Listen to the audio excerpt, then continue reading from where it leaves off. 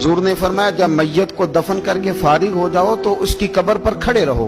खुद हुजूर भी कब्र पर खड़े रहते दफन करने के बाद और फरमाते इसके साबित कदम रहने की दुआ करो, इसलिए कि अब इससे सवालो जवाब होंगे, अब फरिश्ते इसकी कब्र में आएंगे, अब इससे पूछेंगे, अब इसके साथ वो इम्तिहान होगा, तो इसके लिए दुआ करो, कब्र पे खड़े होके दुआ मांगो।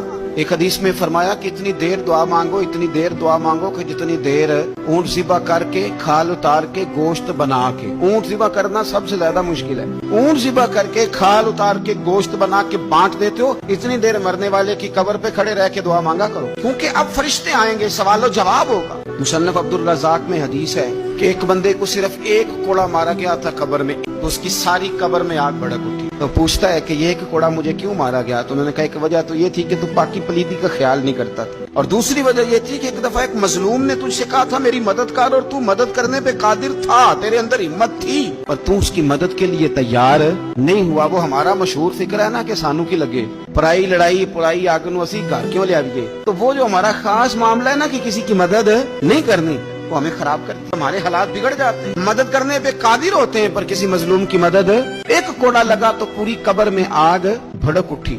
अज़ाबे कब्र से अल्लाह की पनाह मांगी जाए, डरा जाए, और आखिरत के लिए कब्र के लिए तैयार। कुरान मजीद ने कहा वैज़ल कुबूर बुसिरत, जब कब्रें कुरेदी जाएंगी ना, अलिमत नफ्सुम मा क़द्दमत व अख़रत, फिर हर जान जान लेगी कि उसने आगे क्या भेजा और पीछे क्या छोड़ा। मेरे अजीज, अपनी कब्र के लिए अपनी आखिरत के लिए फिक्र करें, तैयारी करें।